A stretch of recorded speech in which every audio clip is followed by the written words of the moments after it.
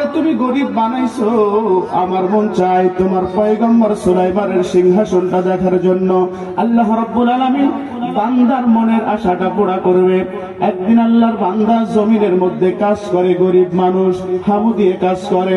যারা বাজার কৃষক জমিনের মধ্যে যখন হামু দিয়ে কাজ করে মাজাটা ধরে যায়, যায় কি যায় না? আল্লাহর বান্দা শরীরটাকে ফ্রি করার জন্য একটু এক্সারসাইজের মতো উপরের দিকে তাকাইয়া এইরকম মুসরামুসরি করে, লক্ষ্য করে দেখে রে পয়গম্বর সুলাইমানের সিংহাসনটা আকাশ দিয়ে উড়ে যায়। আল্লাহর বান্দা আর কাল কাফন করে না, ওনার মুখ দিয়ে বের হয়ে যায় সুবহানাল্লাহ। সবাই বলি আমার ভাই, আল্লাহর বান্দার জবান থেকে যেই মাত্র সুবহানাল্লাহর আওয়াজটা বের হয়ে গেছে, আল্লাহ রাব্বুল আলামিন ডাক দেয় জিবরাইল রে, এ জিবরাইল এই সুবহানাল্লাহর আওয়াজ আমার বন্ধু সুলাইমানের কানের মধ্যে পৌঁছাইয়া দাও। আমার ভাই বাতাসের সাহায্যে পয়গম্বর সুলাইমানের কানের মধ্যে যখন সুবহানাল্লাহর আওয়াজ পৌঁছাইয়া দেয়, এবার সিংহাসন আর সামনের দিকে অগ্রসর হয় না, সিংহাসন জমিনের মধ্যে নেমে যায়। জমিনের মধ্যে নামার পরে আল্লাহর বান্দা সিংহাসনটা দেখে মনে মনে ভয় পায়, কারণ ওই সিংহাসনের মধ্যে সাধারণ কোনো মানুষ ছিল না। র্যাব ছিল, আর্মি ছিল, বিজিবি ছিল, এরপরে পুলিশ ছিল, গ্রাম পুলিশ ছিল, সচিব, মহাসচিব, যতগুলো মানুষ আছে ওই সিংহাসনের মধ্যে ছিল। আল্লাহর বান্দা গরিব মানুষ পয়গম্বর সুলাইমানের উম্মত ডাকতেই, হুজুর আমি তো আপনার পক্ষেও বলি নাই, আমি আপনার বিপক্ষেও বলি নাই, কেন সিংহাসন সহ আপনি আমার কাছে। আল্লাহর পয়গম্বর সুলাইমান ডাক দেয়, আরে উম্মত আমার সিংহাসনটা দেখার পরে তুমি একটা শব্দ বলেছো, বলুন তো শব্দটা কি? আর একটু জোরে বলেন না। আল্লাহর পয়গম্বর সুলাইমান উম্মতকে ডাক দেয়, উম্মত এই যে তুমি সুবহানাল্লাহর আওয়াজ দিয়েছো, এই সুবহানাল্লাহর ফজিলত কতটুকু তুমি জানোনি? আল্লাহ তাআলা আমাকে একটা সিংহাসন দান করেছেন, এই সিংহাসনের চাইতে তোমার সুবহানাল্লাহর দান আমার আল্লাহর কাছে অনেক বেশি। কেন? আমার সুবহানাল্লাহ, এই তোমার সুবহানাল্লাহ লয় ক্ষয় কিছুই নাই, জান্নাতের মধ্যে প্রতিদান পাবা, আর এই সিংহাসন আমারটা একদিন ধ্বংস হয়ে যাবে। এজন্য বাজান আসুন, আমি আপনাদের সামনে পবিত্র কালামুল্লাহ শরীফের সূরা আহজাবের একটি আয়াত পড়েছি, নবীজির হাদিস থেকে একটি হাদিস পড়েছি। আল্লাহ যদি আমাকে তৌফিক দান করেন, আয়াত এবং হাদিসের আলোকে আপনাদের সামনে কিছু কথা বলবো, চলবে ইনশাআল্লাহ? বলুন কতটুকু সময় আলোচনা করবো, বলেন ইনশাআল্লাহ? আধা ঘন্টা? 11টা 7 বাজে, 12টা পর্যন্ত ইনশাআল্লাহ। হ্যাঁ, আগামীকাল জুমার নামাজ, এখানে অনেক মানুষই চাকরি করেন, ডিউটি হয়তো অনেকেরই আছে, সবই তো ঠিক রাখতে হবে, তাই না?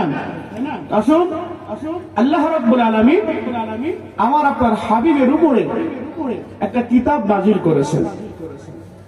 মোট আল্লাহ তাআলা জমিনের মধ্যে 104খানা কিতাব নাজিল করেছেন। এই 100খানা কিতাবকে বলা হয় সহিফা। 104টার মধ্যে 100খানাকে কি বলা হয়?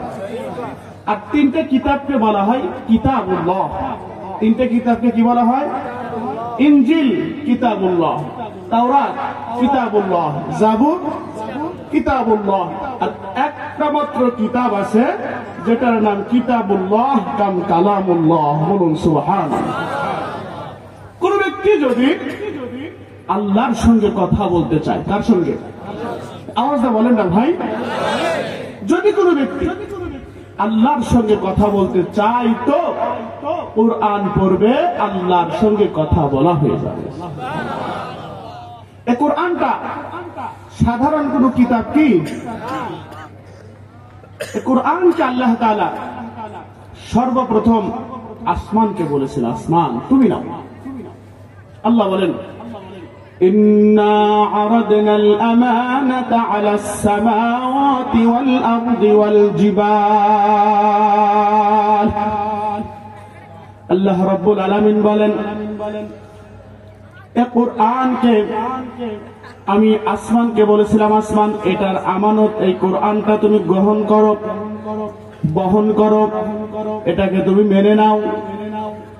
ওয়াল আরদি, আল্লাহ জমিনকে বললেন জমিন এটা তুমি নাও। জমিন অস্বীকার করলো, আসমান অস্বীকার করলো। ওয়াল জিবালি, আল্লাহ বললেন ও পাহাড়, এত বড় পাহাড় তুমি, তোমার মাধ্যমে পৃথিবীকে জমিনটাকে আমি প্যারাকের মতো মেরে দিয়েছি, তুমি প্যারাকের মতো থাকো। অনেক বড় বড় পাহাড় রয়েছে বাজান জমিনের ভিতরে। আসমান অস্বীকার করে দেয়, জমিন অস্বীকার করে দেয়। অস্বীকার করে দেওয়ার কারণে আল্লাহ তাআলা পাহাড়কে বললেন, পাহাড়কে বলার পরে আমার নবীকে বলেন, ও নবীজি, আমি যে কুরআনটাকে পাহাড়ের উপর নাজিল করতে চাইলাম, পাহাড় কি হইতো জানোনি? লাউ আনজালনা হাযাল কুরআন আলা জাবালিন লারাআইতাহু খাশিআন মুতাসাদ্দিআন মিন খাশিয়াতিল্লাহ।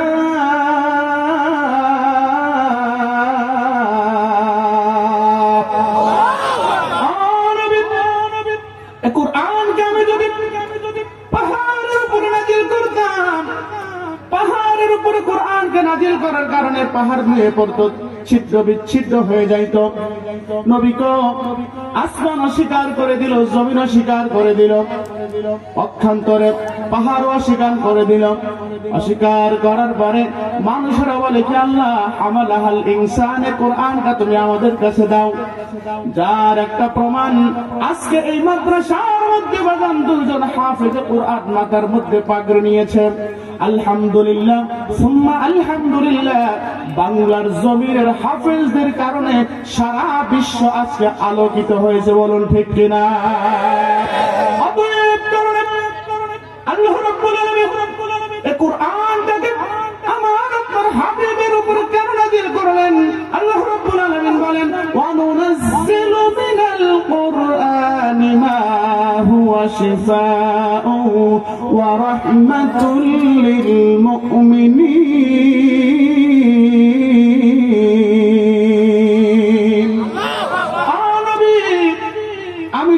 আমি যে কিতাব কোরআন নাযিল করেছি, কেন নাযিল করেছি তুমি জানো না?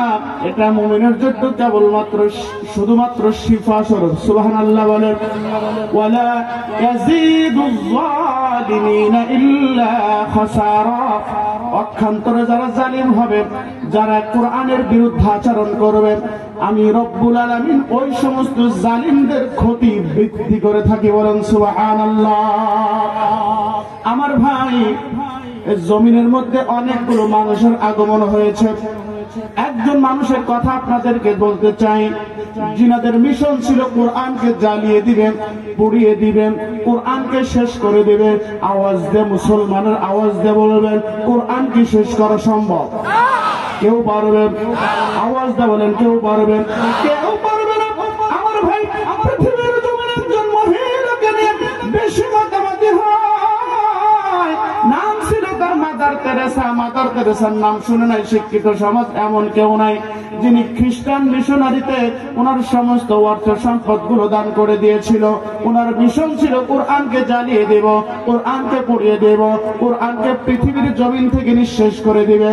আমার ভাই, এই মাদার তেরেসা যখন ইন্ডিয়ার জমিনের মধ্যে আসলো, আসার পরে ইন্ডিয়ার হিন্দু খ্রিস্টান বৌদ্ধরা জিজ্ঞাসা করলো, মা গো, তুমি তো কোরআনকে জ্বালিয়ে দিবা, পুড়িয়ে দিবা, শেষ করে দিবা। ও মা, তোমার একজন সহযোগীর প্রয়োজন আছে কিনা, খাদেমের প্রয়োজন আছে কিনা? মাদার তেরেসা বলে, হ্যাঁ, আমার যদি একটা খাদেম হয়, একজন সহযোগী হয়, কাজটা করতে বড় আরাম হবে। আমার ভাই, এই মাদার তেরেসার জন্য একজন খাদেম আনা হলো লন্ডনের জমিন থেকে, নাম তার সুনিতা উইলিয়াম। কি নাম বললাম?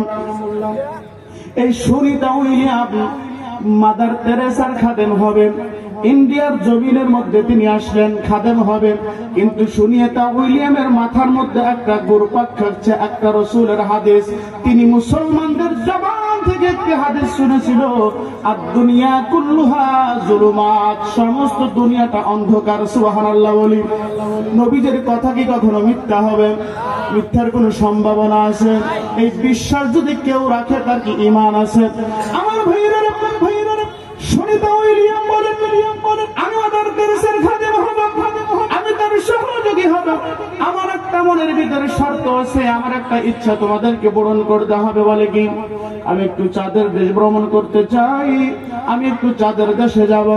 আমার ভাই খ্রিস্টানেরা তাকে চাঁদের দেশে যাওয়ার জন্য বন্ধ ব্যবস্থা করে দিল। আল্লাহর বান্দি সুনিতা উইলিয়াম চাঁদের দেশের মধ্যে চলে যাবে। সঙ্গে কিছু ব্যাগ নিলেন, ব্যাগ নিয়ে ব্যাগের মধ্যে কিছু যন্ত্রপাতি নিলেন। যন্ত্রপাতি নিয়ে তিনি চাঁদের দেশে আগমন করলেন, চলে গেলেন। চাঁদের দেশে যাওয়ার পরে আল্লাহর বান্দি তার ব্যাগ থেকে একটা মেশিন বের করে, যেই মাত্র পৃথিবীর জমিনে ওপেন করছে রে, আল্লাহর বান্দি খেয়াল করে দেখে সমস্ত দুনিয়াটাই অন্ধকার দেখা যায়। যেই মাত্র সুনিতা উইলিয়াম সমস্ত দুনিয়াটা অন্ধকার দেখলেন, অন্ধকারের মাঝে একটা জিনিস তিনি খেয়াল করলেন, তিনি লক্ষ্য করে দেখেন সারা দুনিয়া অন্ধকার, কিন্তু দুইটা আলো পৃথিবীর জমিনে ঝিলমিল ঝিলমিল করে জ্বলে। সুবহানাল্লাহ বলেন। তিনি মনে মনে চিন্তা ভাবনা করলেন, দুইটা আলো যেহেতু দেখা যায়, এই দুইটা আলো বোধ হয় চীনের জমিনে দেখা যায়। তারা বড় বড় দুইটা লাইট ফিটিং করে দিয়েছে। ওনার মেশিনটাকে চীনের মধ্যে করলেন, না চীন অন্ধকার দেখা যায়। তিনি বলেন, আমার মনে হয় এই আলো দুটো ইন্দোনেশিয়া থেকে দেখা যায়, না ইন্দোনেশিয়া অন্ধকার। এরপরে আমেরিকার দিকে ধরেন, আমেরিকা অন্ধকার। যুক্তরাজ্য যা কিছু বলে যুক্তরাজ্য, এর মধ্যে ধরে অন্ধকার। রাশিয়া অন্ধকার, ইংল্যান্ড অন্ধকার, লন্ডন অন্ধকার। সমস্ত দেশের মধ্যে আল্লাহর বান্দির মেশিনটা বাজান ফিট করে, যেই মাত্র কোথাও তিনি আলো খুঁজে পায় না, আল্লাহর বান্দির মেশিনটা বাজান যেই মাত্র মক্কা এবং মদিনার জমিনে করছে রে, আল্লাহর বান্দি দেখে চকচকা দুইটা আলো দেখা যায়। সুবহানাল্লাহ বলি। আল্লাহর বান্দি মনে মনে চিন্তা ভাবনা করে, কই সেই মক্কা, কই সেই সৌদি আরব, একটু তো দেখতেই হয়। কারণ উন্নত রাষ্ট্রের ভিতরে আমেরিকা, যুক্তরাজ্য, রাশিয়া সহ ইরান সহ সমস্ত দুনিয়াটা যখন অন্ধকার দেখা যায়, সৌদি আরব এমন কি মহা জিনিস রয়েছে যেখানে দুইটা আলো দেখা যায়, মদিনার মধ্যে আলো দেখা যায়। আল্লাহর বান্দি চাঁদের দেশের সফরটা ভ্রমণ শেষ করে আল্লাহর বান্দি বাজান দুনিয়ার জমিনে আগমন করে। আগমন করার পর তিনি ডাক দিয়ে বলেন, আমি মাদার তেরেসার সহযোগী হব, আমার আরেকটু কাজ করতে হবে। বলে কি? তো আমি একটু ওই সৌদি আরবটা ভ্রমণ করতে চাই। আল্লাহর বান্দি সৌদি আরবে ভ্রমণ করার জন্য চলে গেলেন। কিন্তু বাজারে আমার যেই ব্যক্তি সৌদি আরবের মধ্যে চলে যায়, সৌদি আরবের মক্কাতুল মুকাররমার হুদুদে হারামের একটা বাউন্ডারি রয়েছে। মক্কাতুল মুকাররমার বাইতুল্লাহ তাওয়াফের ভিতরে একটা বাউন্ডারি রয়েছে। ওই বাউন্ডারির ভিতরে সাধারণ কোন মানুষ প্রবেশ করতে পারে না। মানে যার মুখের মধ্যে কালিমা নাই সে প্রবেশ করতে পারে না, যার ভিতরে ঈমান নাই সে প্রবেশ করতে পারে না। আমার ভাই সুনিতা উইলিয়াম বলে, আমার মনের মধ্যে তামান্না, আমি দেখতে চাই এই মক্কাতুল মুকাররমার মধ্যে কি আছে, ভিতরে কি আছে, আমি একটু দেখব। কিন্তু মুসলমানেরা বাধা দেয় না, তুমি যাইতে পারবা না, তোমাকে যাইতে দেওয়া হবে না। সুনিতা উইলিয়াম বলে, কেন রে, কি করলে আমি এই ঘরের মধ্যে প্রবেশ করতে পারবো? মুসলমানেরা ডাক দেয়, ও সুনিতা উইলিয়াম, যে পর্যন্ত তুমি কালিমা পড়তে পারবা না, এই মক্কাতুল মুকাররমার মধ্যে প্রবেশ করতে পারবা না। আমার ভাই আল্লাহর বান্দির মনের মধ্যে কৌতূহল, সারা পৃথিবী অন্ধকার দেখা যায়, মাত্র দুইটা আলো দেখা যায়, এমনকি মহাবস্তু ভিতরে রয়েছে, আমাকে দেখতেই হবে। ওনার মনটা ব্যাকুল হওয়ার কারণে মুসলমানদেরকে ডাক দেয়, শোনো, আমি আর দেরি করব না, আমাকে তোমরা কালিমা পড়ায়া মুসলমান বানায়া দাও।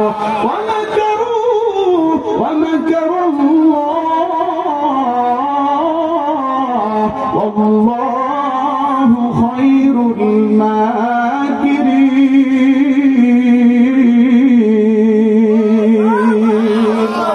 আল্লাহ বলেন, পৃথিবীর মানুষেরা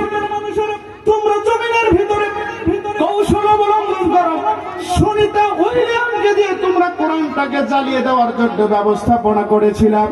আমি আল্লাহ আমার রাসূলের একটা হাদিস তার মাথার ভিতরে দিয়ে দিলাম। হাদিসের কারণে চাঁদের দেশে যাবে, চাঁদের দেশ থেকে পৃথিবীতে আসবে, এরপর মক্কায় যাবে, কালিমা পড়ে মুসলমান হয়ে যাবে। একটা হাদিসের উপরে আমল করার কারণে যদি একজন বৈজ্ঞানিক মানুষ যদি কালিমা পড়ে মুসলমান হয়ে যায়, আমার মতো মানুষ, আপনার মতো মানুষ যদি কোরআন নিয়ে রিসার্চ করে, আল্লাহর ওলি কামেল হইয়া কবরে যাইতে পারবো। ঠিক কিনা জোরে বলে আমার ভাইরা রে। আর একটা কথা যদি আমি আপনাদের সামনে বলতে চাই, অবশ্যই নাম শুনেছেন ডক্টর মরিস বুকাইলি। পৃথিবীর মধ্যে একজন সর্বশ্রেষ্ঠ সার্জারি বিশেষজ্ঞ ছিল ডক্টর মরিস বুকাইলি। মক্কাতুল মুকাররমার ভিতরে একটি কনফারেন্স হয়েছিল। কনফারেন্সের ভিতর থেকে একটা আওয়াজ এসেছিল, যালিকাল কিতাবু লা রাইবা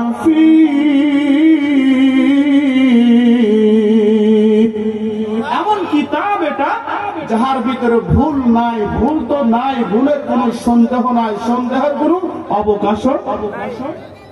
ডক্টর মরিস বুকাইলি বলে কারণ কি রে, পৃথিবীর জমিনে অনেক বই আছে, সকলের মধ্যে ভুল আছে, কোরআন এমন কি যার ভিতরে ভুল নাই। তিনি বলেন আমি রিসার্চ আরম্ভ করলাম। আমি বছরে 2 মাসের ছুটি পাইতাম, 2 মাস ছুটি পাইয়া মক্কাতুল মুকাররমায় চলে যাইতাম। আমি 5 বছর কোরআন রিসার্চ করি, গবেষণা করি। আমি আশ্চর্য হই এই কোরআনের মধ্যে কি নাই সব আছে। আসমানের কথা বলা হয়েছে, জমিনের কথা বলা হয়েছে, সমুদ্রের কথা বলা হয়েছে, পৃথিবীর জমিনে যত কিছু দেখা যায় সব কিছু কোরআনের মধ্যে আছে। ডক্টর মরিস বুকাইলি কোরআন রিসার্চ করতে করতে কোরআনের ভিতরে ভুল খুঁজতে খুঁজতে আল্লাহর বান্দা কালিমা পড়ে মুসলমান হয়ে যায়। বলেন না সুবহানাল্লাহ। অতএব কারণে বাজান এই কোরআনের পক্ষে আমরা সকলেই আছি, সবাই আছেন। কারা কারা কোরআনের পক্ষে? লিল্লাহি তাকবীর, লিল্লাহি তাকবীর, লিল্লাহি তাকবীর। আল কোরআনের আলো, আল হাদিসের আলো, আল কোরআনের আলো, লিল্লাহি তাকবীর। আল কোরআনের আলো সংসদে জ্বলো, এটা হচ্ছে উত্তম স্লোগান। আমাদের মুসলমান যারা আছি কার ঘরে কোরআন নেই ভাই? সকলের ঘরে কোরআন আছে, কিন্তু কোরআনের আমলটা শুধু নাই। কিন্তু সংসদের ভিতর থেকে যদি কোরআনের আইন পাশ হয়ে যায়, মুসলমান 5 ওয়াক্ত নামাজ বাধ্যতামূলক তোমাকে পড়তেই হবে, চুরি করলে তোমার হাত কাটতেই হবে, তুমি জিনা করলে তোমাকে সঙ্গে সার হত্যা করাই হবে, এটা যদি সংসদ থেকে পাশ হয়ে যায় কেউ কি সাহস পাবে? কি বলেন, সাহস পাবে? অতএব কারণে আল কোরআনের আলো সংসদে জ্বলো। আমার ভাইরা, কোরআনের পাওয়ারটা কেমন হবে? কোরআন কেমন পাওয়ারফুল একটা কিতাব। কোরআনের ভিতরে কোনো ভুল নাই, কোরআনের ভিতরে কোনো সন্দেহ নাই। আরেকটি কথা যদি আমি আপনাদেরকে বুঝাই, আল্লামা জালালউদ্দিন রুমি রাহমাতুল্লাহি আলাইহি তিনি তিনার কিতাবের ভিতরে একটা সুন্দর ঘটনা এনেছেন। মাসনবী শরীফের ভিতরে কোরআনের মধ্যে কোনো ভুল নাই। মুসা পয়গম্বর আলাইহিস সালাতু ওয়াস সালামের জামানার ভিতরে বাজান জাদুকরের সংখ্যাটা বেশি ছিল। জাদুকর 2 জন সন্তান, বাবা ইন্তেকালের পরে জাদুকরের 2 জন সন্তান বাবার কবরের পাশে যাইয়া বলে, আব্বা তোমার কাছে জানতে চাই মুসা পয়গম্বর সত্য নবী নাকি মিথ্যা নবী? আপনারা বলুন মুসা সত্য না মিথ্যা? কোনো কি সন্দেহ আছে? আমার ভাই জাদুকর 2 জন সন্তান বাবার কবরের পাশে যাইয়া বলে, আব্বা গো তোমার কাছে জানতে চাই মুসা পয়গম্বর সত্য নাকি মিথ্যা নবী? কবর থেকে আওয়াজ আসে, এই আমার সন্তানেরা, মুসা পয়গম্বরের কাছে একটা লাঠি আছে, লাঠিটা চুরি করার জন্য তোমরা ব্যবস্থা গ্রহণ করো। যদি লাঠি চুরি করতে পারো তাও বুঝতে পারবা মুসা সত্য না মিথ্যা, না করতে পারলেও বুঝবা তোমরা মুসা সত্য না মিথ্যা। আল্লাহর বান্দা 2 জন সন্তান মুসা মুসা পয়গম্বরকে টার্গেটে নিয়েছেন। আল্লাহর পয়গম্বর মুসা কালিমুল্লাহ একদিন খেজুর গাছের নিচের মধ্যে যাইয়া লাঠিটা পাশে রেখে আল্লাহর বান্দা ঘুমিয়ে পড়েছে। ওই জাদুকরের দুইজন সন্তান চিন্তা ভাবনা করে, সুযোগ বুঝে যায় আমরা এই মুহূর্তে মুসা কালিমুল্লাহ লাঠিটা চুরি করব। আস্তে আস্তে সামনের দিকে অগ্রসর হয়, আস্তে আস্তে সামনের দিকে অগ্রসর হয়। অগ্রসর হইতে হইতে যেই মাত্র লাঠিটা ধরার জন্য যেই মাত্র হাত সামনের দিকে বাড়ায়, আল্লাহর পয়গম্বর মুসা কালিমুল্লাহর লাঠিটা সাপ হয়ে তাদেরকে তাড়া দেয়। সুবহানাল্লাহ বলেন। আমার ভাইরা জাদুকরের দুইজন সন্তান অনেক ভয় পেয়ে লাঠি চুরি করতে না পেরে বাড়ির মধ্যে চলে যায়। বাড়ির মধ্যে যাওয়ার পরে দুইজন অসুস্থ হয়ে যায়, জ্বর এসে যায়। জ্বর হওয়ার পরে আমার ভাই তারা বুঝতে পারে 100% মুসা কালিমুল্লাহ সত্য নবী। কারণ মুসা কালিমুল্লাহ তিনি ঘুমিয়েছিলেন, তার লাঠি মুবারক মুজিজা জাগ্রত ছিল। কথা বলেন। তদ্রূপ ভাবে আমার ভাই জালালউদ্দিন রুমি রহমাতুল্লাহি আলাইহি বলেন, পৃথিবীর মানুষেরা রে, আল্লাহ রাব্বুল আলামিন আমার আপনার নবীর উপরে একটা কোরআন নাযিল করে দিয়েছিলেন। এই কোরআনের মধ্যে কোনো ভুল নাই, কোরআনের মধ্যে কোনো সন্দেহ নাই। এই আমার আপনার নবীর উপরে আল্লাহ রাব্বুল আলামিন যতগুলো মুজিজা দান করেছিলেন, তাহার মধ্যে সবচেয়ে বড় মুজিজা কোরআন শরীফ। ঠিক কিনা জোরে বলেন। অতএব কারণে আমার আপনার নবী সবুজ গম্বুজের নিচে, ওই গম্বুজের নিচে আমার আপনার নবী ঘুমিয়ে আছে। আল্লাহর নবীর জিন্দা মুজিজা কোরআন এখনো পৃথিবীর জমিনে বিদ্যমান। ঠিক কিনা? অতএব কারণে বাজান, আমি আর আপনি যদি কোরআনের সংস্পর্শে থাকতে পারি, আমি আর আপনি যদি কোরআনকে বুকের মধ্যে ধারণ করতে পারি, আমি আর আপনি যদি কোরআনকে সামনে নিয়ে চলতে পারে, খোদার কসম করে বলতে পারে এই কোরআন আমাকে আপনাকে জান্নাতের মধ্যে পৌঁছাইয়া দিবে। বলেন না সুবহানাল্লাহ। আল্লাহর নবী বিশ্ব নবী রাহমাতুল লিল আলামিন বলেছেন, পৃথিবীর মানুষেরা এই কোরআনটা কেমন হবে তোমরা জানো না। ইন্নাল্লাহা ইয়ারফাউ বিহাদাল কিতাবি আকওয়ামা ওয়া ইয়াদউ বিহি আখিরিন। হযরত ওমর রাদিয়াল্লাহু তাআলা আনহু বলেন, বিশ্ব নবী রাহমাতুল লিল আলামিন বলেছেন, এই কোরআনের কারণে আল্লাহ রাব্বুল আলামিন এক শ্রেণীর মানুষদেরকে ইজ্জত দান করেছেন। আবার এই কোরআনের কারণে আল্লাহ রাব্বুল আলামিন এক শ্রেণীর মানুষদেরকে বেইজ্জত করেছেন। ঠিক কিনা জোরে বলেন।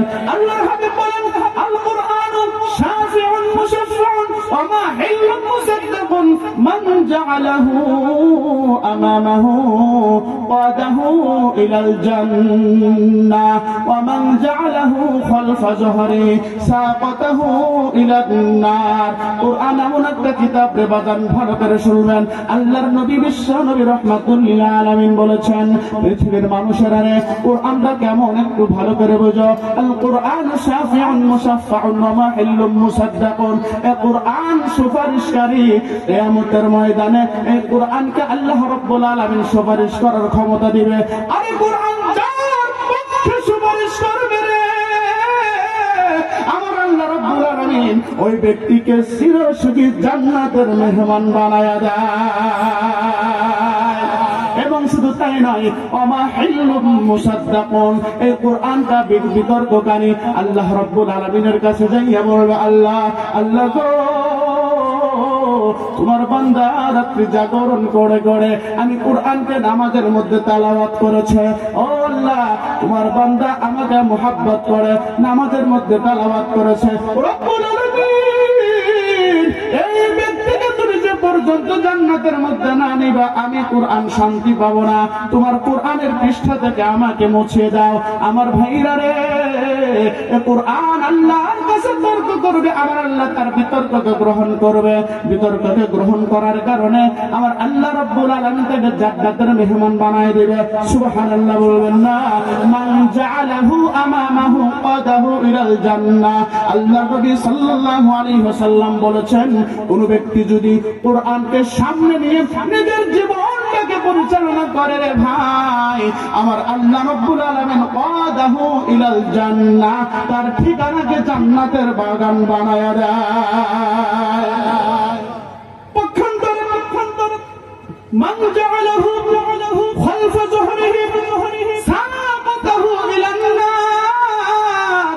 কোন ব্যক্তি যদি কোরআনকে পিছনে রাখে, কিভাবে পিছনে রাখে ভাই? নামাজ পড়ো না, কোরআনের মধ্যে বলা হয়েছে দুর্মিয়ে পরে পড়মি যাও গা, তো খালি ক্যাশ ক্যাশ করো না, বলে না এরকম। ভাই সুদ খায়ও না, দূর হুজুর বাদ দিয়েছে। বর্তমান সময় সুদ একটু না খালি হয়। কোরআনকে পিছনে রাখা হয়েছে। আল্লাহর নবী সাল্লাল্লাহু আলাইহি ওয়াসাল্লাম বলেছেন, ও দুনিয়ার মানুষেরা রে, তোমরা যদি কোরআনকে পিছনে রেখে জীবনটাকে পরিচালনা করো তাহলে কি হবে জানোনি? তাহলে তোমাদের অবস্থাটা কি হবে তোমরা জানোনি? সাবাতাহু ইলাল নার, এই কোরআনটা তোমাকে ধাক্কা দিয়ে জাহান্নামের মধ্যে দিবে। বলেন নাউযুবিল্লাহ। আমার ভাইরা সুন্দর একটা হাদিসের বাণী আপনাদের সামনে আমি পেশ করতে চাই। আল্লাহর নবী বিশ্বনবী রাহমাতুল লিল আলামিন বলেছেন, খতিব আবু নাঈম সুয়ুতি বলেন, হাদিসটা আমাকে আবু হুরায়রা বলেছেন। আবু হুরায়রা বলেন, আমি যে তোমাদেরকে হাদিসের বাণীটা শোনাবো, আমাকে বিশ্বনবী একদিন ডাক দিয়ে বলে, ইয়া আবু হুরায়রা তাআল্লামিল কুরআন ওয়াল্লিমহুন নাস। হে আবু হুরায়রা, তাআল্লামিল কুরআন, তুমি যে কোরআন শিখো, ওয়াল্লিমহুন নাস, এবং মানুষদেরকে কোরআন শিখাও। আগে নিজে কোরআন শিখবো, এরপরে মানুষদেরকে। হযরত উসমান রাদিয়াল্লাহু তাআলা আনহু বলেন, খায়রুকুম মান তাআল্লামাল কুরআন ওয়া আল্লামা। পৃথিবীর মধ্যে ওই ব্যক্তি সর্বশ্রেষ্ঠ, ওই ব্যক্তি সর্ব উৎকৃষ্ট, যে ব্যক্তি কোরআন শিখে এবং মানুষদেরকে। হযরত আবু হুরায়রা বলেন, নবীজি আমাকে ডাক দিয়ে বলে, আবু হুরায়রা তাআল্লামিল কুরআন ওয়াল্লিমহুন নাস। এবারে আবু হুরায়রা, তুমি নিজে কোরআন শিখবা এবং মানুষদেরকে কোরআন শিখাইবা। কতদিন পর্যন্ত? ওয়ালা তাজালু কাযালিকা হাত্তা ইয়াতিয়াকাল মাউত। আবু হুরায়রা রে, এই কাজটা তুমি তোমার মৃত্যু পর্যন্ত করবা। এই কোরআন শিখবা এবং শিখাইবা তোমার মৃত্যু পর্যন্ত। ওয়া আনতা ফাইন আতাকাল মাউত। আবু হুরায়রা রে, এই কোরআন শিখতে শিখতে শিখাইতে শিখাইতে তোমার যদি মৃত্যু হয়ে যায়, ওয়া আনতা কাযালিকা যারাতিল মালাইকাতু কবরাকা।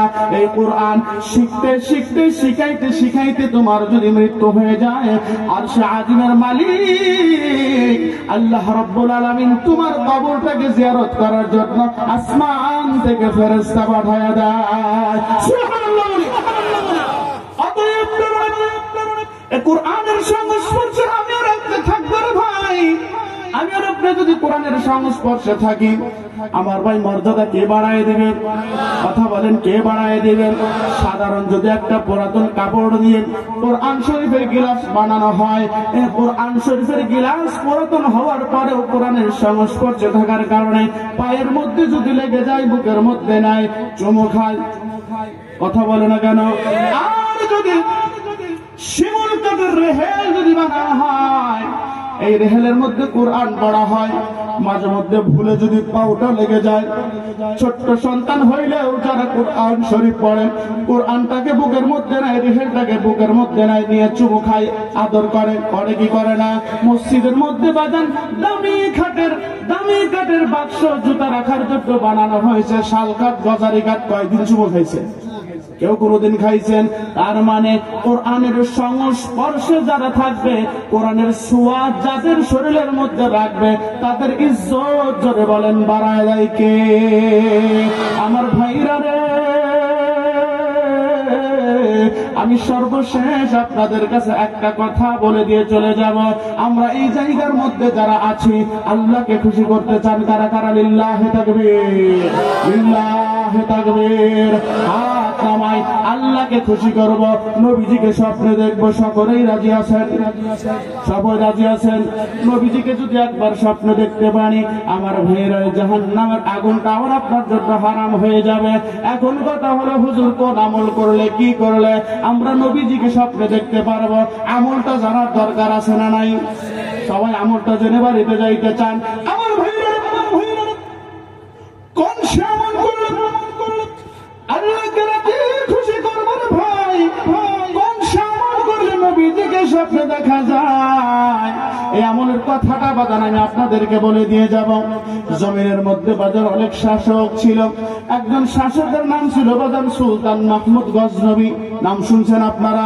এই সুলতান মাহমুদ গজনবী আল্লাহর বান্দা, বড় বুজুর্গ মানুষ ছিল, শাসক ছিল, আদিল বাদশা ছিল, ন্যায়পরায়ণ বাদশা ছিল। আল্লাহর বান্দা সুলতান মাহমুদ গজনবী, উনার মনের মধ্যে একটা তামান্না ছিল, ঈশার নামাজ আদায় করে আল্লাহ রাব্বুল আলামিনকে ডাক দেয়, আল্লাহ আল্লাহ গো, এমন একটা আমলের কথা তুমি আমাকে জানায় দাও যে আমলটা করলে আল্লাহ তুমি রাজি খুশি হইবা। আল্লাহ এমন একটা আমলের কথা আমারে বলো যে আমলটা করলে তোমার নবীকে স্বপ্নে দেখতে পারবো। আল্লাহর বান্দা সুলতান মাহমুদ গজনবী একদিন তিনি ঈশার নামাজ আদায় করে বাজান ছদ্মবেশে রাজ দরবারের পোশাকটা খুলে তিনি রাজ্য দিয়ে ঘোরাফেরা করেন। সুলতান মাহমুদ গজনবী বলেন, আমি কেন ছদ্মবেশে রাজ্য দিয়ে ঘোরাফেরা করি? আমি প্রজাদের খোঁজখবর নেওয়ার জন্য ঘুরি। কেন ঘুরি তোমরা জানোনি? আমি মডেল হিসাবে খলিফাতুল মুসলিমিন আমিরুল মুমিনিন হযরত ওমরকে আমি মডেল হিসাবে গ্রহণ করেছি। কেন গ্রহণ করেছি? খলিফাতুল মুসলিমিন আমিরুল মুমিনিন হযরত ওমর রাত্রি বা কালীন সময়ে রাজ্যের মানুষের গোড়া খোঁজ খবর নেয়। আর তিনি বলেন, পৃথিবীর মানুষেরা রে, ওই ফোরাত নদীর তীরে যদি একটা কুকুর না খেয়ে মারা যায়, আমি ওমরকে আল্লাহর কাঠগড়ার মধ্যে দাঁড়াইতে হবে। এই জন্য আমি মানুষের খোঁজ খবর নেওয়ার জন্য রাজ্যের মধ্যে ঘোরাফেরা করে। আমার ভাইরা, সুলতান মাহমুদ গজনবী বলেন, আমি আমার মডেল হিসেবে ওমর ইবনুল খাত্তাবকে গ্রহণ করেছি। এই জন্য আমি রাজ্যের মানুষের খোঁজ খবর নেওয়ার জন্য আমি ঘোরাফেরা করি। আবার মনের মধ্যে এটাও কল্পনা করে, আর আল্লাহ আল্লাহ গো, কোন সে আমল করলে তুমি খুশি হইবা এবং কোন আমল করলে আল্লাহ তোমার নবীকে স্বপ্নে দেখা যাইবে। আল্লাহর বান্দা রাজ্যের মধ্যে বাজার ঘোরাফেরা করে ঘোরাফেরা করতে করতে একদিন তিনি লক্ষ্য করে দেখে সরকারি একটা লাইনের নিচের মধ্যে বসে ছোট্ট একটা সন্তান কি যেন করে। দৌড় দেখে দেখে আল্লাহর বান্দা দৌড়াইয়া চলে যায়। দৌড়াইয়া যাওয়ার পরে দেখে সরকারি লাইটের নিচের মধ্যে বসে বসে মাত্র 10 থেকে 12 বছরের ছোট্ট একটা সন্তান আল্লাহর কোরআন তেলাওয়াত করে। বলেন সুবহানাল্লাহ। সুলতান মাহমুদ গজনবী ছোট্ট সন্তানের মাথার উপর হাতটা দিয়ে বলে, রে বাবা, কেন তুমি সরকারি লাইটের নিচে বসে কোরআন পড়ো? আমি তোমার কাছে জানতে চাই। ছোট্ট বাচ্চাটা আগে দিয়ে বলে, কে আপনি? আমি আপনাকে চিনি না, আমাকে কেন জিজ্ঞাসা করলেন? আমার ভাই সুলতান মাহমুদ গজনবী নিজের পরিচয়টা গোপন করে দিয়ে বলে, বাবা, আমি যেই হই না কেন আমি তোমার কাছে জানতে চাই, কেন তুমি সরকারি লাইটের নিচে বসে বসে কোরআন তেলাওয়াত করো? তোমার কাছে জানতে চাই। ছোট্ট সন্তান চোখের পানি ফেলে বলে, আপনি কে? আমি আপনার চিনি না, তারপরও আপনি বারে বারে আমাকে জিজ্ঞাসা করেন, বলতেই হবে। ও ভাই, জমিনের মধ্যে আমার মা নাই, জমিনের মধ্যে আমার বাবা নাই। আমার মায়ের মনের মধ্যে বড় কল্পনা ছিল আমি কোরআনকে হাফেজে কোরআন বানাবে, আমি সন্তানকে হাফেজে কোরআন বানাবে, আমার মা হাফেজে কোরআনের মা হবে। এই জন্য আমার যেহেতু বাবা নাই, এখন তো বাগান ঘরে ঘরে বিদ্যুতের লাইটিং এর ব্যবস্থা আছে, তখন কিন্তু এমনটা ছিল না। কেরোসিনের তেল আর মোমবাতি কিনে কিনে লেখাপড়া করতে হইতো। ছোট্ট সন্তান ডাক দিয়া বলে, কে আমাকে মোমবাতি কিনে দিবে? কে আমাকে কেরোসিনের তেল কিনে দিবে? আমার কেউ নাই। আমার মায়ের স্বপ্নটাকে বাস্তবায়ন করার জন্য আমি সরকারি লাইটের নিচে বসে বসে কোরআন তেলাওয়াত করে। আল্লাহর বান্দা সুলতান মাহমুদ গজনবী ছোট্ট সন্তানের মাথার উপরে হাতটা রেখে বলে, রে বাবা, আমি যদি তোমার কোরআন শিক্ষার কাজে সহযোগিতা করি তুমি গ্রহণ করবো কিনা? সন্তান বলে, ঠিক আছে, আপনি দিলে আমি সেটা গ্রহণ করবো। আল্লাহর বান্দা সুলতান মাহমুদ গজনবী ছোট্ট সন্তানটাকে ধরে মাদ্রাসার মধ্যে নিয়ে গেছে। মাদ্রাসার মধ্যে নেওয়ার পরে প্রিন্সিপাল সাহেবকে ডাক দেয়, হুজুর, হুজুর গো, এই ছোট্ট বাচ্চাটা নাকি ইয়াতীম, এর মা নাই, বাবা নাই, এর নাকি কেরোসিনের কালার পয়সা নাই, মোমবাতি কেনার পয়সা নাই। ও হুজুর, আজকে থেকে আমি এই বাচ্চাটার কোরআনের হাফেজ হওয়ার জন্য যতগুলো টাকা পয়সা দরকার, মোমবাতি, কেরোসিন তেল, সাবান, কাপড় চোপড়, যতগুলো জিনিসের প্রয়োজন, আমি আজকে থেকে এটার জিম্মাদারি নিলাম। বলেন না সুবহানাল্লাহ। আল্লাহর বান্দা সুলতান মাহমুদ গজনবী ছোট্ট বাচ্চার কোরআনের শিক্ষার কাজের সহযোগিতা করে আল্লাহর বান্দা তিনি বাড়িতে চলে আসলেন। বাড়িতে আসার পর আল্লাহর বান্দা সুন্দর করে বাজান ওযু করলেন। ওযু করার পরে 2 রাকাত সালাতুল হাজতের নামাজ আদায় করলেন। আল্লাহর বান্দা 2 রাকাত সালাতুল হাজতের নামাজ আদায় করে তিনি বিছানার মধ্যে চলে গেলেন। রে বাজান, কি নীলা খালাস হয়ে গেল? ওই যে আল্লাহর কাছে জানতে চাই রব্বুল আলামিন এমন একটা আমলের কথা বলে দিবে গো আল্লাহ, যে আমলটা করলে তুমি খুশি হইবা, আল্লাহ যে আমলটা করলে তোমার নবীকে স্বপ্নে দেখা যাবে।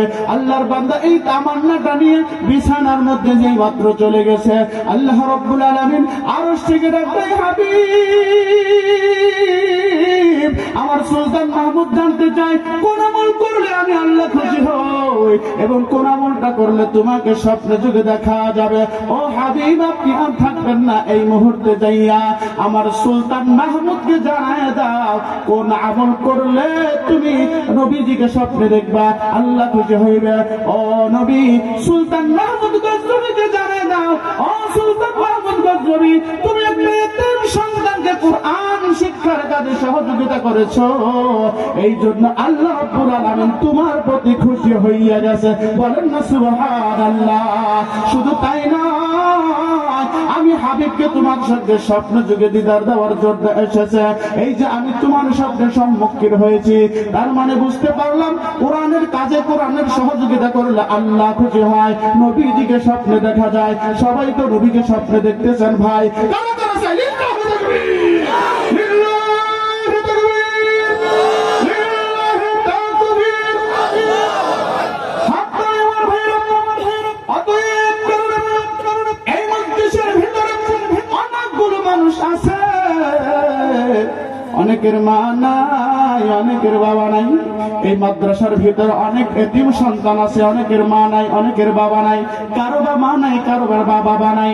এখানে এরা কোরআন শরীফ শিক্ষা গ্রহণ করেন। একজন মানুষ কি এমন আছেন, হুজুর আমি আমার সন্তানকে কোরআন শিক্ষা দিতে পারি নাই, আমি আমার সন্তানকে কোরআনের হাফেজ বানাইতে পারি নাই, আমার সন্তান বড় হয়ে গিয়েছে, আমারও তো স্বপ্ন আছে, আমি নবীজিকে স্বপ্নে দেখব, আল্লাহকে খুশি করব। আল্লাহকে খুশি করার জন্য, নবীকে স্বপ্ন দেখার জন্য একজন মানুষ দাঁড়াইয়া বলবেন, হুজুর এতিম ছাত্রদের সহযোগিতার জন্য, কোরআন হাফেজ বানানোর জন্য আমি 5,000 টাকা দেব, আমি 10,000 টাকা দান করব। আল্লাহ যেন আপনার আশাটা পুরো করেন। আল্লাহ রাব্বুল আলামিন আপনাকে যেন নবীজিকে স্বপ্নে দেখাইয়া আল্লাহকে সন্তুষ্ট করে কবরের মধ্যে নাই। বলেন আল্লাহুম্মা আমিন। ভাই, নবীজিকে স্বপ্নে দেখব, মায়ের কথা মনে করে, বাবার কথা মনে করে যারা ইয়াতীম, একজন মানুষ দাঁড়ায় বলবেন, হুজুর আমি কিছু টাকা দিয়ে দোয়া চাই, আপনি আমার মায়ের জন্য দোয়া করবেন, আমি মুসাফির মানুষ, আপনাদের জন্য দোয়া করব, আল্লাহ যেন আপনার মার কবরটাকে জান্নাতের বাগান বানায় দেয়। ও বাজানারে আমার, এই স্থানের মধ্যে যারা বসে আছেন, মা আর আব্বা কবরের মধ্যে যাদের রয়েছে, ওই কবরের মধ্যে শুয়ে শুয়ে মা আর আব্বা আপনাকে আমাকে ডাক দেয়, তু তাওয়াঙ্গার গাছটাই আজমালে মা, তু তাওয়াঙ্গার গাছটাই আজমালে মা, এ জামা গাফিল শুদি আজহাল মা, এ জামা গাফিল শুদি আজহাল মা। মা আর বাবা কবর থেকে ডাক দেয়, সন্তান আমি মা তোমার ব্যাংক ব্যালেন্সের জন্য 20 লক্ষ টাকা রেখে আসলাম, আমি বাবা তোমার ব্যাংক ব্যালেন্সের জন্য 50 লক্ষ টাকা রেখে আসলাম, আমার টাকায় তুমি বড়লোক হইয়া গেলা, আমার জমিনে তুমি বড়লোক হইয়া গেলা, আমার বাড়ি থেকে তুমি বড়লোক হইলা রে বাবা, আমি বাবা আটলান্টিক মহাসাগরের মধ্যে পড়ে গেছি, আমার কবরের অবস্থাটা বেশি ভালো না। ও বাবা, আমি বাবার রুহের মাগফিরাতের জন্য তুমি দোয়া চাও। ও বাজার, আমি গুনাহগার হতে পারি, আল্লাহ পাক মুসাফির হালাত হওয়ার কারণে আল্লাহ আমার দোয়াটাকে অবশ্যই কবুল করবেন। একজন ধন্য মায়ের ধন্য সন্তান দাঁড়াইবেন, নবীজিকে স্বপ্নে দেখতে চান, আল্লাহকে রাজি খুশি করতে চান, একজন মানুষ সর্বপ্রথম দাঁড়াবেন, হুজুর এই টাকাটা আমি দিলাম, প্রথমে কোনো অ্যামাউন্ট আমি নির্বাচন করলাম না। একজন মানুষ কি আছেন, হুজুর আমার মায়ের জন্য একটু দোয়া করবে, আমার বাবার জন্য একটু দোয়া করবে, আল্লাহ জানো তার মা বাবার কবর কবরটাকে জান্নাতের বাগান বানাই, বলুন আমিন। নাকি বাজান? আল্লাহ তাআলা তোমার বান্দা জনাব মোহাম্মদ রফিকুল ইসলাম আল্লাহ 500 টাকা দিয়ে তার মা বাবার জন্য দোয়া চাই। আল্লাহ তুমি মেহেরবান, কবুল করো বান্দার দান।